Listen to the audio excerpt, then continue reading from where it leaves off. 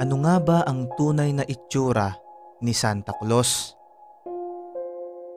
Mga kaibigan, kapag sinabi nating Santa Claus o Santa Claus, ay ang mga imahe na to ang siyang unang papasok sa ating isip.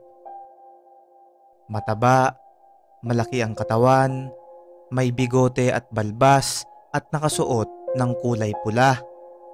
Ang paglalarawan na to sa kanya ang siyang nakalakihan natin dahil na rin sa mga kwento ng ating mga magulang, lolo, lola, tito, tita, at ito rin ang paglalarawan sa kanya sa mga pelikula at palabas sa iba't ibang panig ng mundo.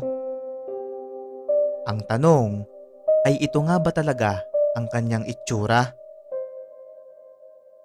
Para sa mga hindi nakakaalam, ang kwento ni Santa Claus ay nagmula sa isang taong nagngangalang Nicholas na nakilala sa kanyang pagiging mapagbigay lalo na sa mga tao sa kanilang lugar. Dahil sa kanyang kabutihan ay agad sumikat ang kanyang pangalan noong mga panahong yun at di kalaunan ay naitalaga siya bilang obispo ng kanilang lugar sa syudad ng Myra na matatagpuan sa Turkey.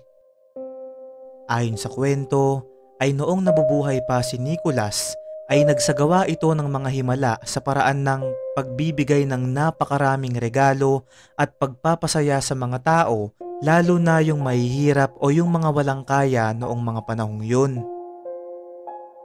Noong taong 800s hanggang 1200s ay opisyal siyang idineklara bilang isang santo kung saan tinawag siyang Saint Nicholas at itinuring bilang patron saint for children.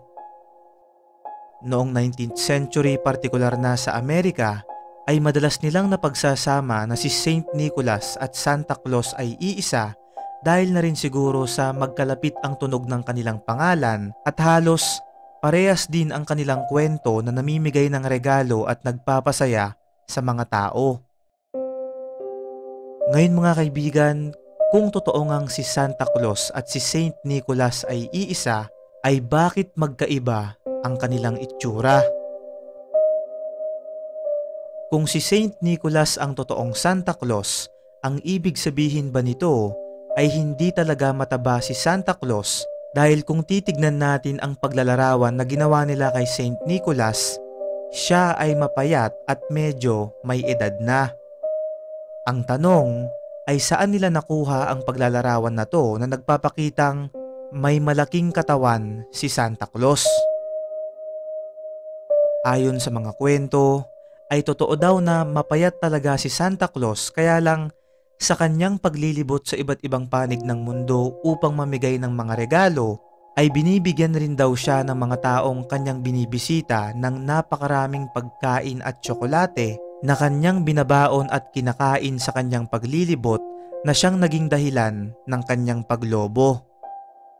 Well mga kaibigan, kung tutuusin ay wala naman talagang nakakaalam sa tunay na itsura ni Santa Claus at hindi natin alam kung siya ba talaga ay totoong nag-e-exist, kaya lang mahirap na siyang mabura sa ating isip lalo na sa mga batang umaasa na sila ay makakatanggap ng regalo mula sa kanya sa pamamagitan ng pagsabit ng medyas sa loob at labas ng kanilang bahay na siyang paglalagyan ng regalo kapag dumating na si Santa. Ikaw kaibigan, naniniwala ka ba kay Santa Claus? I-comment mo sa baba ang iyong opinyon at magkakasama natin itong pag-usapan. Ano pa man mga kaibigan ay wala pa rin sino man sa atin ang nakakalam kung totoo ba to o hindi. Kaya nga sa atin ito lang ay isang hiwaga.